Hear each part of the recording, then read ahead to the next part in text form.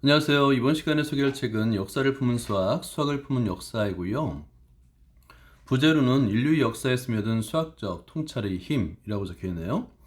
이 책의 저자는 우리가 잘 알고 있는 세계적인 수학자 김민영 교수인데요. 이 김민영 교수는 수학적 업적뿐만 아니라 최근에는 강연과 책을 통해서 수학의 대중화를 위해서 많은 노력을 하고 있는 분입니다. 밑에 책의 하단에 보니까 10만 독자가 선택한 수학이 필요한 순간, 그리고 이어서 다시 수학이 필요한 순간이라는 책을 썼는데 두 개 모두 베스트셀러가 됐었죠. 김민영 교수의 최신작이라고 적혀 있고요. 세계적인 수학자 김민영이 전하는 지적이고 아름다운 수학 강의라고 적혀 있네요. 출판사는 21세기 북스고요. 저는 이제 김민영 교수님의 책은 거의 모두 다 읽고 있는데요. 사실은 순수 수학자가 가지는 이 수학적인 어떤 자존감이 있어요. 그러니까 수학은 어려운 것이다. 수학은 아무나 하는 것이 아니다. 그런 자존감이 강한데 그에 반해서 김민영 교수님은 자신이 발견한 수학의 가치, 의미 또는 즐거움을 좀 더 쉽게 설명하고자 많이 노력을 하는 것 같습니다. 그래서 저도 한 사람의 독자로서 이 새로 나온 책 역사를 품은 수학, 수학을 품은 역사를 한번 정독을 해봤습니다. 한번 설명을 해드리도록 하겠습니다. 이 책은 총 8강으로 구성되어 있는데요.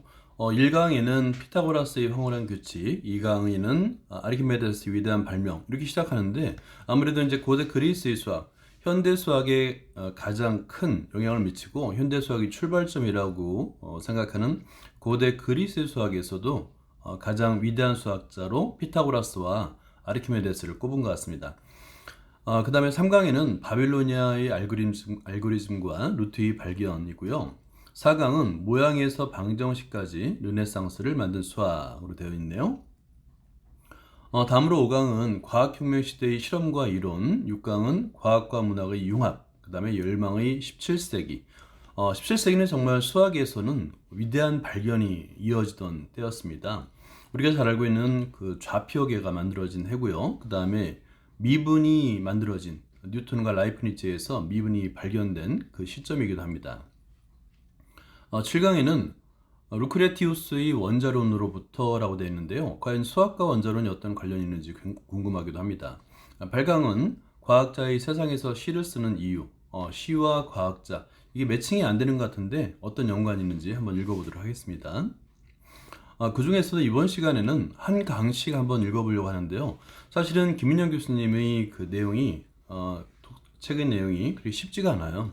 그래서 어느 정도는 좀 제가 설명을 하면서 도움을 드려야지 좀 완벽하게 이해하는 데 도움이 될 것 같습니다.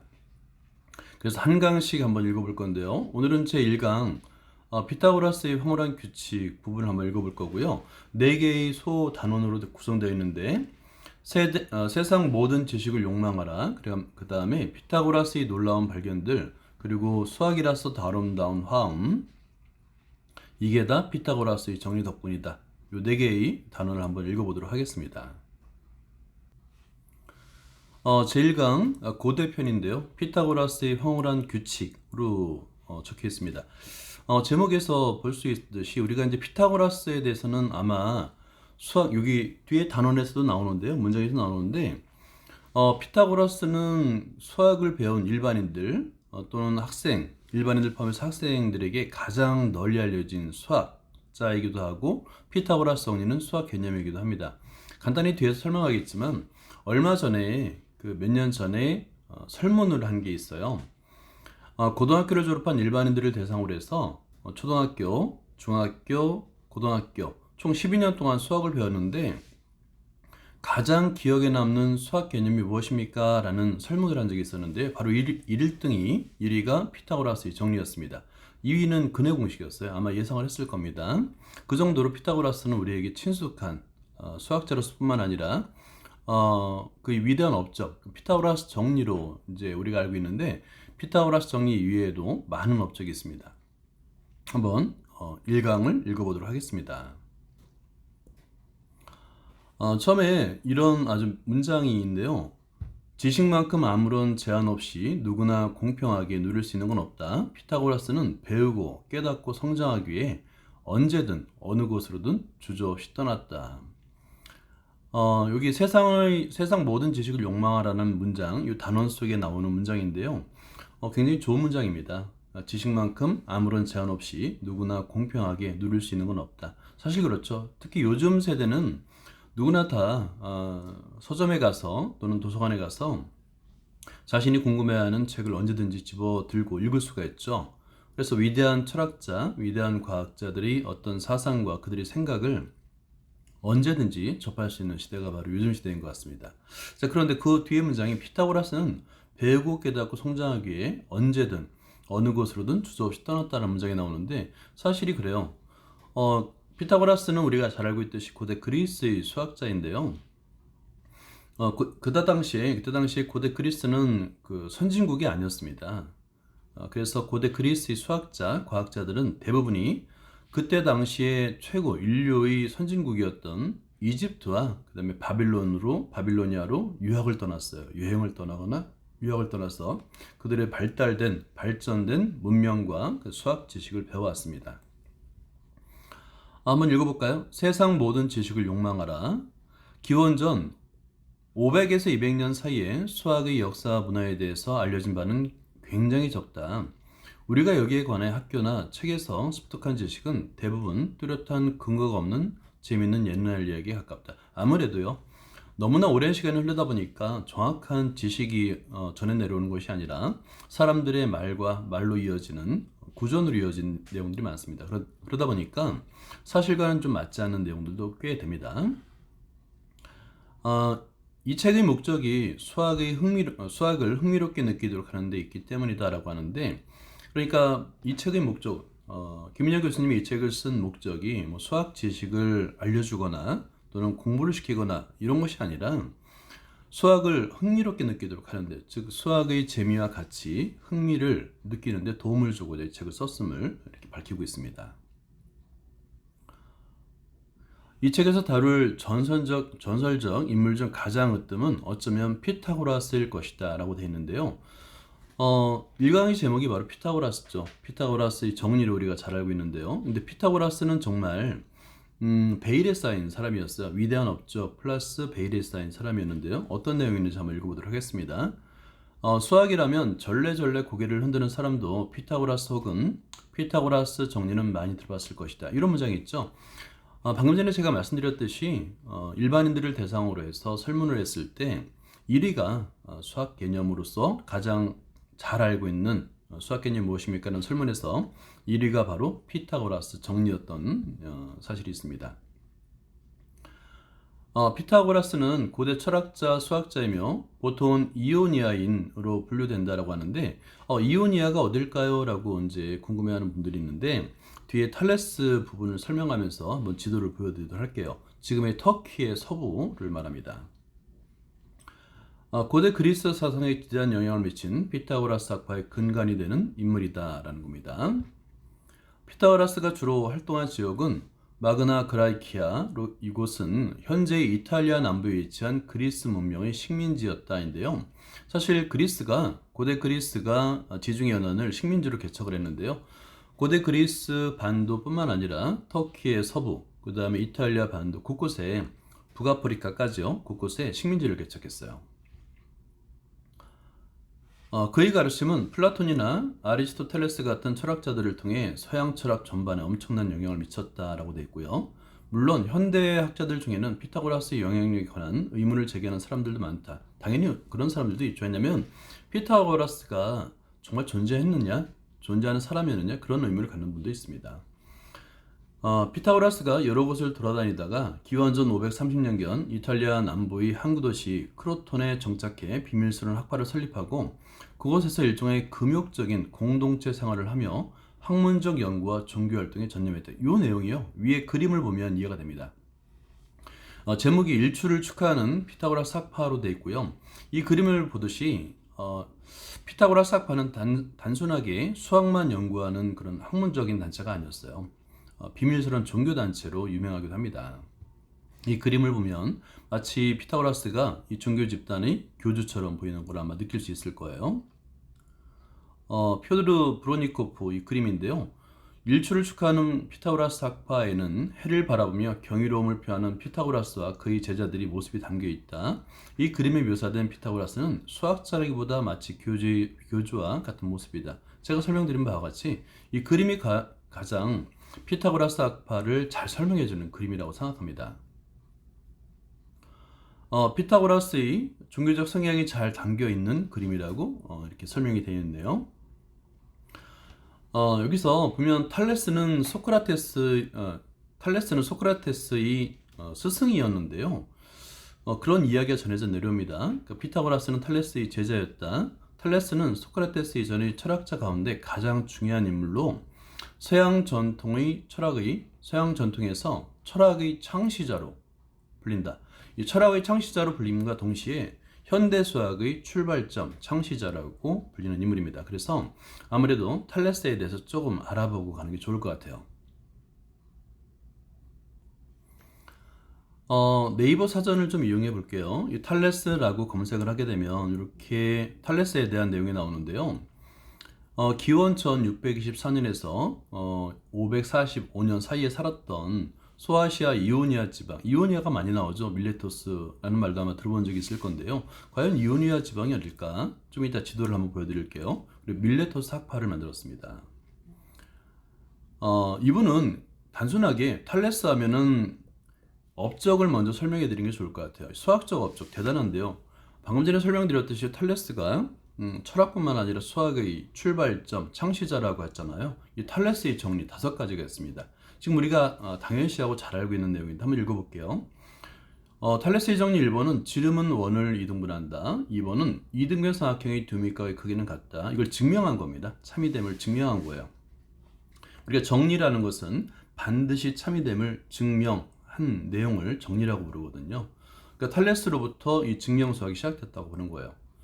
탈레스의 정리 3번은 만나는 직선에 의해 생긴 맞꼭지가의 크기는 서로 같다. 4번 한 변과 양끝각이 같은 두 개의 삼각형은 서로 합동이다.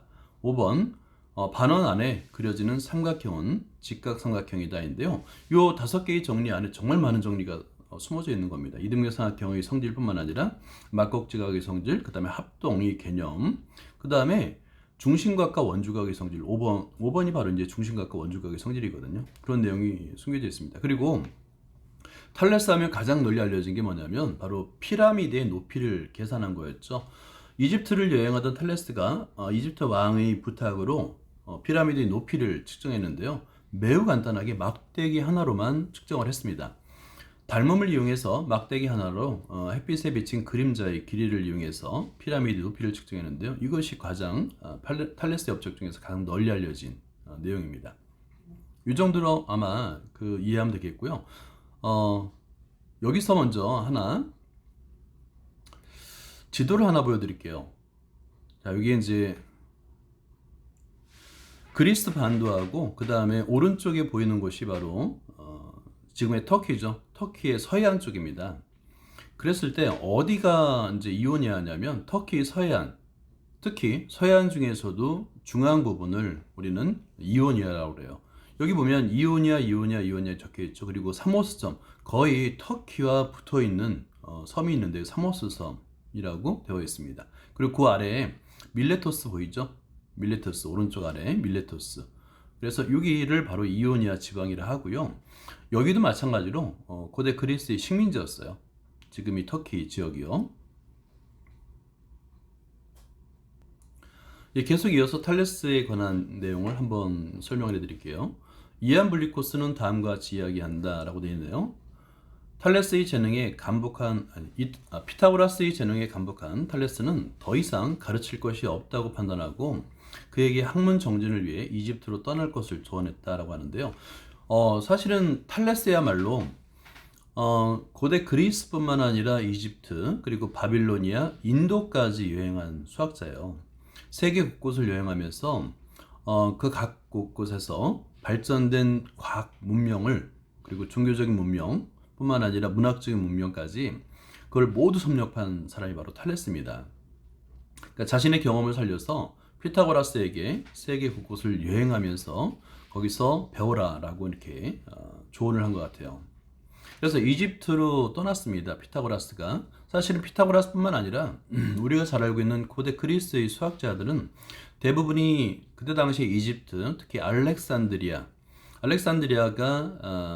프톨레마이오스 황제가 세계 곳곳에 터져 있는 모든 지식을 한 곳에 모은 곳이 바로 알렉산드리아 도서관이었거든요. 그곳에 가서 바빌로니아의 수학과 그다음에 이집트 수학을 공부했던 거예요. 그 지식을 바탕으로 그리스인들이 독특한 수학을 만들어냈던 겁니다. 그 다음에 이집트의 서재들의 지혜에서 기인한 것을 확인하고 사상의 근원지인 이집트에서 더 순수하고 숭고한 깨달음을 얻어야 한다는 결론을 다다랐다. 여행의 결론을 이렇게 깨달은 거예요. 그러니까 좁은 곳에 머물러 있지 않고요. 그 당시에 가장 발전된 이집트와 바빌로니아를 여행하면서 자신의 학문적인 성장과 함께 어떤 삶의 지표, 삶의 방향을 결정했던 그런 경험을 한 겁니다. 그 다음에 피타고라스 평전에 관한 내용도 나오는데요. 피타고라스는 이집트에서 사제들과 생활하며 그들의 언어와 지혜를 배웠고 서간문자, 상형문자, 상징문자를 학습했다. 또 아라비아가 나오네요. 아라비아에서는 왕을 아련했으며 또 바빌론 나오죠. 바빌론에서는 칼데아인과 어울리며 특히 과거의 삶으로부터 자신을 정화해준 조로아스터의 사상에 빠져들었다. 지금 한번 장소만 보세요. 이집트, 아라비아, 바빌론까지 나오죠. 뒷부분에는 인도도 나옵니다. 인도까지 방문했다고 이렇게 나오고 있어요. 그래서 자연과 만물의 원리에 대해서 배웠다. 이런 내용이 있네요. 그러니까 피타고라스의 위대한 업적은 사실은 단순히 지식만으로 얻은 게 아니에요. 그가 세계 곳곳을 여행하면서 배웠던 많은 사람을 만나고 많은 지식을 섭렵하면서 만들어진 사상이 있었습니다. 그 사상의 토대하에서 많은 업적을 만들었던 거예요.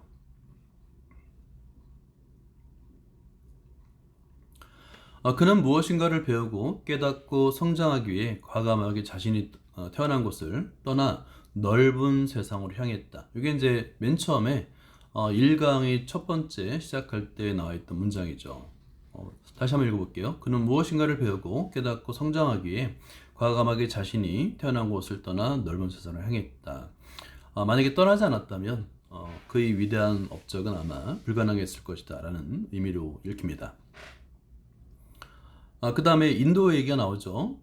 아폴레이오스의 플로리다라는 책이 있는데요. 거기에 피타고라스가 칼데아인과 인도 현인 브라만을 찾아가는 이야기가 담겨 있답니다. 인도까지 간 거예요. 그러니까 사실은 우리가 이제 세계 4대 문명이라고 하죠. 첫 번째 문명이 메소포타미아 문명인데 메소포타미아 문명에서 가장 발전된 도시국가가 바로 바빌로니아였어요.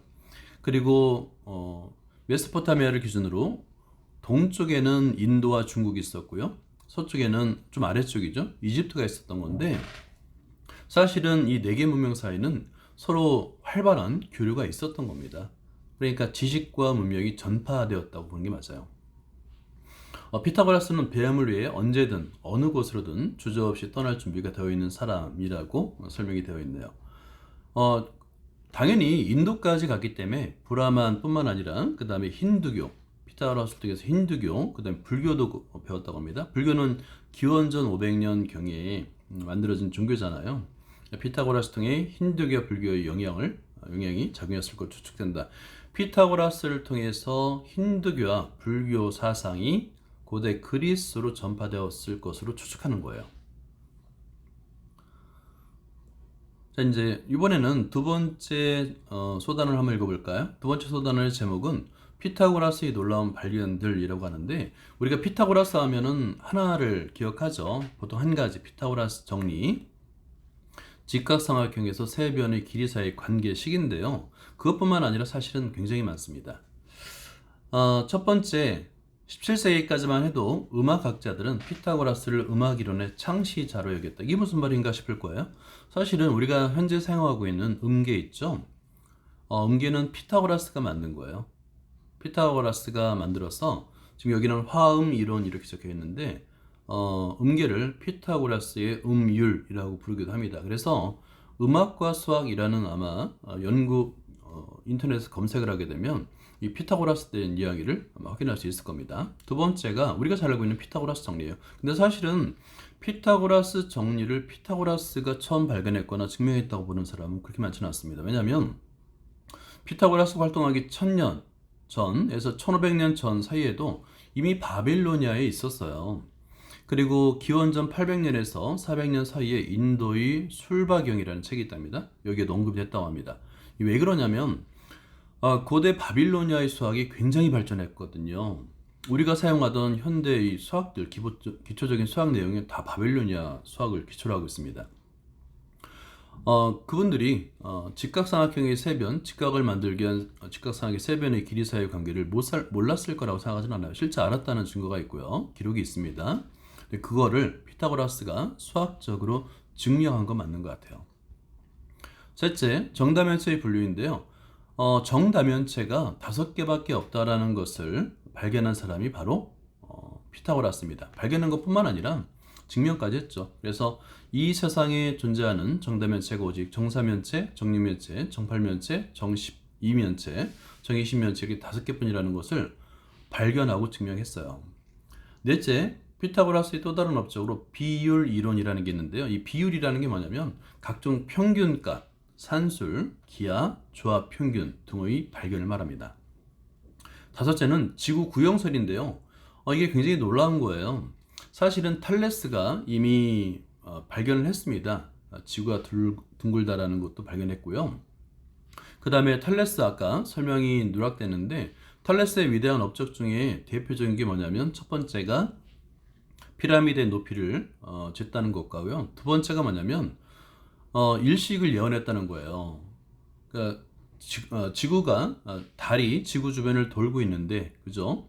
그 일식을 정확하게 예언했던 것으로 가장 유명합니다. 탈레스의 제자답게 피타고라스는 지구 구형설을 이제 알고 있어서 지구가 둥글다라는 걸 알고 있었는데 어떻게 알고 있냐면 피타고라스가 월식이 일어날 때 달의 표면에 비치는 지구의 그림자를 관찰했답니다. 굉장히 놀라운 관찰이죠. 달에 지구의 그림자가 천천히 이제 가려지죠. 만들어지는데 그게 정확하게 직선이 아니에요. 직사각형이라는 게 아니라 둥근 모습입니다. 그걸 관찰하고 지구는 둥글구나 라는 걸 알았답니다. 굉장히 놀랍죠. 여섯째는 아침에 보이는 금성과 저녁에 보이는 금성이 같은 천체라는 것을 발견했다는데 사실 이게 어떤 방법을 발견했는지는 적혀 있지는 않아요.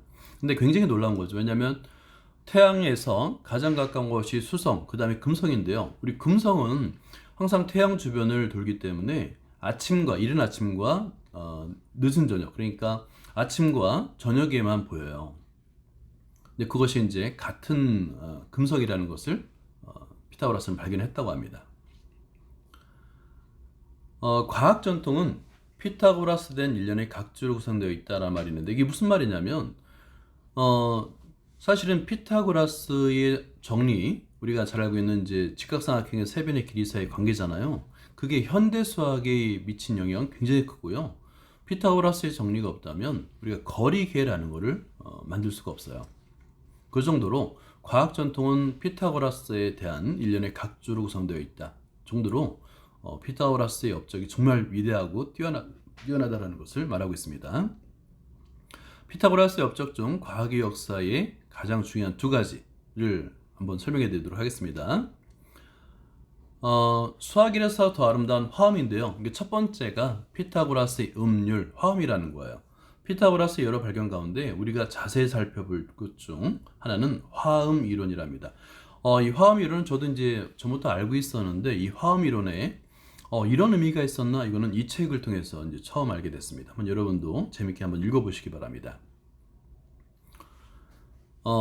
처음에 화음 이론을 만들었다는 이야기가 전해져 내려오는데 그게 망치 소리였어요. 한번 읽어볼게요. 피타고라스 화음 이론 역시 그 시작에 대해서는 여전히 분명하지 않다. 망치질 소리를 듣고, 그러니까 무게가 다른 여러 개의 크기와 무게가 다른 여러 개의 망치를 두드리게 되면 음이 들리잖아요. 그죠? 망치질 소리를 듣고 처음으로 화음이라는 개념을 생각해냈다라는 이야기가 전달해 내려오는데 김민영 교수님은 그렇게 생각하지는 않는다는 거예요. 이보다 더 설득력 있는 이론은 지금의 기타와 비슷한 고대의 악기인 리라라는 현 악기가 있나 봐요. 리라의 현의 길이를 관찰하면서 그 길이에 따라서 음의 높이가 바뀌는 것을 보고 화음 이론을 만들었다는 주장이 있습니다. 이게 좀 더 설득력이 있죠. 피타고라스의 화음 이론의 근간을 현대적 관점으로 설명하자면 음의 높낮이를 주파수와 연관짓는 것이 핵심이다라는 거예요. 그러니까 현대는 이제 사실은 음의 높낮이가 주파수와 관련이 있다는 것을 정확하게 알죠. 하지만 그 당시에는 몰랐어요. 그 주파수는 현이 진동할 때의 주파수일 수도 있고 스피커의 막이 진동하면서 생기는 주파수일 수도 있다. 우리가 가장 직접적으로 듣는 것은 그 소리를 듣는 귀 앞의 공기 압력이 변하는 주파수이다. 압력이 빠른 속도로 올라갔다가 내려갔다가 하며 변하는 패턴이 소리로 인식되는데 일초에 몇 번 오르내리는지를 측정하는 주파수가 우리에게 음의 높낮이가 되는 것이다. 이걸 우리가 이제 헤르츠라고 불러요. 헤르츠. 가령 압력의 기복이 1초에 440번 일어나면 그 소리의 주파수를 440Hz, 소리의 단위죠. 헤르츠라고 부르는 거예요. 이게 이제 라음이랍니다. 이게 이제 소리의 주파수를 계산하는 복잡한 수식이 나오는데요. 이런 수식이 나오면 일단은 머리가 아프죠. 근데 이제 일단은 여기 김민영 교수님도 이런 말을 해요. 갑자기 수식을 쓰니까 독자들이 책을 덮을까봐 걱정이 된다고 하는데요. 제가 간단하게 설명해 드릴게요. F가 주파수고요. L은 현의 길이입니다. 근데 F는 2L분의 1이잖아요. L이 분모에 있죠. 현의 길이와 주파수는 반비례 관계인 거예요. 현의 길이가 길어지면 주파수는 작아집니다. 그렇죠? T는 장력이고요. 그 다음에 D는 밀도라고 합니다. 그래서 이제 요 L과 T와 D와 D가 주파수 F와 어떤 관계가 있는지를 설명하는 거예요. 첫째는 현의 길이가 길수록 낮은 음이 난다는데요. 왜냐하면 F는 2L분의 1이잖아요. L이 분모에 있죠. 그러니까 당연히 분모에 있으니까 현의 길이가 길어지면 낮은 음이 난다. 현의 길이가 늘어나면 분모가 커지므로 주파수는 작아진다. 주파수가 작다는 것은 우리가 감지할 때 낮은 음으로 들린다는 것을 의미한다. 즉 현이 길어지면 음이 낮아진다는 사실을 알 수 있다라는 거고요. 이렇게 수식으로 표현할 수 있으면 사실은 이 수식을 통해서 우리가 분석할 수 있는 또는 얻어낼 수 있는 정보가 대단히 많습니다. 그죠? 이게 수식의 힘인 거예요. 둘째, 현의 장력이 셀수록 높은 음이 난다인데요. 장력은 T라고 그랬잖아요. T. 분자에 있죠. 그러다 보니까 루트 안에 있지만 분자에 있기 때문에 현의 장력이 셀수록 높은 음이 난다라고 할 수 있는 거예요. 현의 장력이 셀수록 주파수가 높아지는데 주파수가 높다는 것은 높은 음이 난다는 것을 의미한다라고 되어 있네요. 장력이라는 것은 여러분 기타나 바이올린 한번 봤을 거예요. 그럼 거기에 줄을 조일 수가 있거든요. 아주 팽팽하게 조일 수가 있는데 그 장력이라고 합니다. 그거를 여기서도 이제 설명하고 있는데요. 예를 들어 기타나 바이올린 현을 팽팽하게 감을수록 더 높은 음이 난다. 이게 바로 장력인 거예요. 셋째는 현의 밀도가 높을수록 낮은 음이 난다. 밀도가 무엇일까요? 굵기라고 생각하면 됩니다. 밀도는 물질이 얼마나 들어있는가를 측정하는 것인데 예를 들어 기타나 바이올린 같은 경우 현의 밀도가 높다는 것은 현이 그만큼 굵다라고 이해하면 돼요. 그러니까 기타에서도 줄의 굵기가 다 다르잖아요.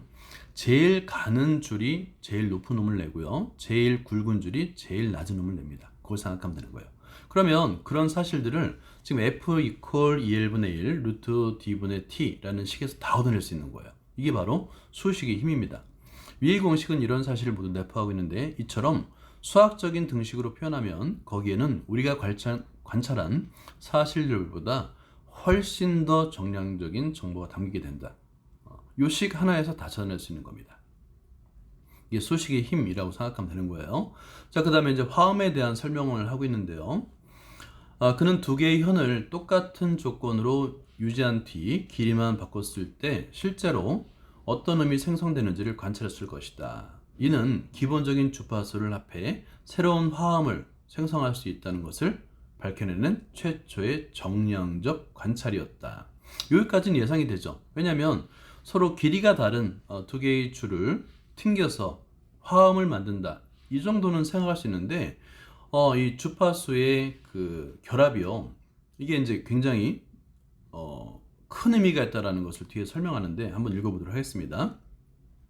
피타고라스는 화음을 요리수로 설명함으로써 수를 가지고 더 많은 것을 설명할 수 있다는 확신을 갖게 되었다. 이게 놀라운 건데 우리가 이제 사실은 소리는 볼 수가 없잖아요. 들을 수만 있잖아요. 자연계에 존재하는 거죠. 수학과는 무관하다고 생각했는데 이 화음을 유리수, 수로 설명한 거예요. 수로 표현할 수 있는 거죠. 그러다 보니까 어떤 믿음을 갖게 됐냐면 모든 우주는 수로 이루어져 있다는 믿음을 갖게 되는 계기가 됩니다. 피타고라스의 화음 이론은 음악뿐만 아니라 우주와 자연의 모든 현상을 이해하는 데 매우 중요하다라고 되어 있네요. 모든 소리가 주파수의 합성으로 만들어진다는 사실을 발견한 거예요. 자, 여기 이제 그림이 있는데요. 두 개의 서로 다른 주파수가 있습니다. 하나는 2Hz, 하나는 3Hz인데요. 결합이 돼서 합성이 돼서 새로운 주파수를 만드는 거예요. 합성이라는 개념이 되겠죠. 근데 이게 굉장히 놀랐습니다. 이 주파수 분석이 모든 소리 과학기술의 근본이며 이 또한 피타고라스의 관찰로부터 시작되었다라고 여기까지는 연관이 되는 것 같은데 갑자기 원자 얘기가 나옵니다. 불분명한 그것을 자세히 들여다보면 볼수록 물질의 모양이 없어지는데 이것이 20세기 양자역학 입자물리의 놀라운 발견이다 라는 내용이 있고요. 원자도 소리와 비슷한 성질을 가지고 있는데 일종의 주파수를 가진 파동으로 볼 수 있다. 이거는 굉장히 놀라웠어요. 원자를 소리와 비슷한 성질을 가지고 있다. 그리고 일종의 주파수를 가진 파동이라고 이해하고 있네요. 이거는 저도 새롭게 한 사실입니다. 고대 철학에서는 원자의 개념이 기원전 460에서 370년경 사이에 레우키포스 그리고 데모크리토스에 처음으로 제안됐다라고 하는데요. 원자로부터 혹은 기본 입자로부터 큰 물체가 만들어지는 것을 수학적으로 표현하면 기본 주파수를 합쳐 복잡한 음이 되고 화음도 되고 소리도 되는 과정과 유사하다. 이 해석이 정말 놀라운 것 같아요. 사실은 우리가 이제 이해력이라는 거 있잖아요. 창의력이라는 것. 그것은 뭐냐면 서로 다른 연관이 없어 보이는 기본 개념들의 결합을 통해서 우리가 이해력과 창의력을 기를 수 있거든요. 근데 김인영 교수님은 정말 서로 관련이 없어 보이는 소리와 원자, 물질을 구성하는 최소 단위죠. 원자의 관계를 찾아낸 거예요. 원자로부터 혹은 기본 입자로부터 큰 물체가 만들어지는 것을 수학적으로 표현하면 기본 주파수를 합쳐 복잡한 음이 되고 화음도 되고 소리도 되는 과정과 유사하다. 이렇게 이해하고 있네요. 그 다음에 원자론의 창시자, 이거 뒤에도 다시 한번 설명을 한답니다. 나의 관점에서만큼은 피타고라스의 화음 이론이 진정한 원자 이론의 시작이라고 생각한다. 이 내용을 읽고 나니까 전적으로 동의하게 됩니다. 다음 장은요. 다음 소단원은 이게 다 피타고라스 정리 덕분이다 했는데 사실 우리가 이제 직각삼각형에서 세 변의 길이 사이의 관계라고만 알고 있는 피타고라스 정리는 굉장히 현대 수학에 큰 영향을 미치고 있습니다. 그런 내용이에요. 유일하게 기억하는 공식이 피타고라스 정리 맞죠? 일반인들 뿐만 아니라 학생들 사이에서도 가장 널리 알려진 게 바로 피타고라스 정리인데요. 이 피타고라스 정리는 직각삼각형, 그림에서 보면 직각삼각형 세변의 길이가 ABC인 직각삼각형 세변의 길이 사이의 관계인데 C의 제곱 이퀄 A의 제곱 플러스 B의 제곱이잖아요. 우리 제곱이라는 것은 한 변의 길이가 같은 모든 길이가 같은 정사각형의 넓이가 제곱이잖아요. 그래서 C의 제곱은 한 변의 길이가 C인 정사각형의 넓이, 그리고 A의 제곱은 한 변의 길이가 A인 정사각형의 넓이, 그리고 B의 제곱은 한 변의 길이가 B인 정사각형의 넓이 사이의 관계라고 이해하면 됩니다. 자, 그런데 이것만 있는 게 아니었어요. 이 피타고라스 정리가 현대 수학의 거리를 나타내는데 가장 이 피타고라스 정리를 사용하지 않고는 거리계를 만들 수가 없습니다. 피타고라스 정리는 수학의 역사, 심지어 인류의 역사에서 가장 중요한 정리라고 이렇게 강조하고 있습니다. 그 핵심적인 두 가지를 보면요. 좌표 이야기가 나옵니다. 이 좌표는 사실 17세기 우리 데카르트가 만들었잖아요. 이 좌표를 통해서 위치를 정확하게 표현할 수가 있습니다. 평면상의 점의 정보를 수의 순서상으로 표현하는 거예요. 그러니까 기하학적인 어떤 정보를 대수적이라고 해요. 순서상이나 대수적으로 표현하는 그게 바로 이제 좌표 평면인데 이렇게 간단한 서로 수직인 두 개의 직선이잖아요. 이렇게 간단한 좌표 평면이 현대 수학의 출발점이 그러니까 새로운 수학을 만들어내는 계기가 된 게 바로 뭐냐면 기하학과 대수학을 결합시켰다는 데 그 의미가 있습니다. 위치의 정보를 수의 순서상으로 표현하는 것이 바로 좌표계이다. 이런 내용이 있죠. 위치의 정보, 기하학적인 정보를 순서상 대수적으로 표현했다. 연결한 겁니다. 이거 바로 좌표계입니다. 점을 좌표로 표현한 뒤 두 점 사이 거리를 알고 싶을 때 우리는 다음과 같은 공식을 이용해 거리를 구할 수 있다라고 하는데요. 여기 보면 이제 두 점 사이 거리 구하는 공식 루트하고 x좌표의 차 제곱 플러스 y좌표의 차의 제곱 이렇게 계산하면 두 점 사이 거리가 계산할 수 있는데요. 이것이 중요한 이유는 우리가 좌표만 알면 직접 자로 재지 않고도 모든 거리를 측정할 수 있기 때문입니다. 그러니까 기하학적인 것은 사실 자로 측정을 해야 되잖아요. 오랜 시간 많은 노력을 통해서 측정해야 되는데 이것이 대수적인 정보로 바뀌면 순간 우리는 계산만 통해서 종이와 펜만 있으면 정확한 거리를 잴 수 있다는 거예요. 그 아랫부분은 이 거리라는 것을 좀 변형해서 피타고라스 정리를 이용해서 많은 다양한 일반화된 식을 우리가 도출할 수 있어요. 뭐 코사인 제2법칙이라든가 이런 거 굉장히 많은 그 거리 관련된 피타고라스 정리 관련된 그 일반화된 식을 만들어낼 수 있는데 그와 관련된 식이라고 생각하면 됩니다. 평면에서는 사실 피타고라스 정리가 성립하지만 우리가 살고 있는 지구는 구면이잖아요. 구면에서는 성립하지 않아요. 그래서 약간의 변형이 필요합니다. 그런 내용들을 설명하고 있어서 이 식은 그냥 여러분 그냥 이런 게 있구나 정도만 알면 됩니다. 놀라운 사실은 이렇게 순대수적인 방법으로 정의한 거리가 우리가 경험한 평면 기하를 일반화하는 데 사용할 수 있다는 점이다. 우리가 볼 수 있는 좌표 평면을 눈에 안 보이는 다른 공간의 지도로 생각하면서 원래 공간의 길이를 표현하는 공식을 위와 같이 생각한 것이다. 이렇게. 그러니까 기하 자꾸 강조하지만 피타고라스 정리의 큰 의미는 이게 뭐예요? 좌표와 이제 결합을 시키기 때문에 어떤 의미를 가지냐면 기하학적인 정보를 눈에 보이지 않는 추상적인 대수적인 정보로 바꾸어서 단순히 계산만으로 정확한 거리를 측정할 수 있다. 이게 얼마나 놀라운 사실입니까? 이상한 기하의 또 다른 예는 뭐냐면 벡터에 관한 내용인데요. 이 벡터는 두 가지, 그러니까 보통 숫자는 크기, 뭐 이렇게 한 가지 의미만 가지는데 벡터는 크기와 방향이라는 두 가지 의미를 다 가져요. 굉장히 독특한 어떤 그 단위인데요. 이 벡터의 크기를 잴 때도 마찬가지로 길이죠.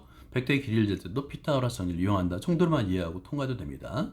피타고라스 정리가 인류에 어떤 영향을 끼쳤는지를 정리해 보면 먼저 순수 대수학을 이용해 기하학을 기술할 수 있도록 했다는 점이다. 이게 가장 큰 거예요. 순수 대수학을 이용해서 기하학을 기술할 수 있다. 이게 이제 거리계라고 생각하면 됩니다. 좌표만을 이용해 거리를 계산했다는 것은 순수 대수학을 계산해서 기하학적인 양을 표현했다라고 이해할 수 있습니다. 지금 우리가 이제 그 계산 기하학 거의 다 컴퓨터로 계산하잖아요. 근데 한번 생각해 보면 컴퓨터에는 사실은 0과 1만 있는 거예요. 우리가 컴퓨터가 매우 빠르고 정확하게 계산하잖아요. 사실은 근데 컴퓨터 정보는 0과 1만의 수들로만 이루어진 정보예요. 그러니까 모든 우리가 신문, 책 모든 내용을 컴퓨터에 저장할 수 있는데 모든 정보를 0과 1이라는 단순한 수정보로 저장하는 것과 비교해 보면 아마 여러분 이해하는 데 도움이 될 겁니다.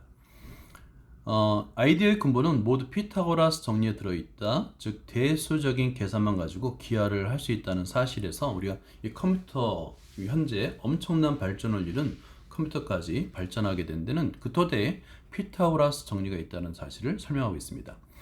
지금까지 피타고라스의 화음 이론이 사실은 원자론의 시초였고 피타고라스 정리는 추상 공간 이론의 근간이었다는 사실을 설명했다.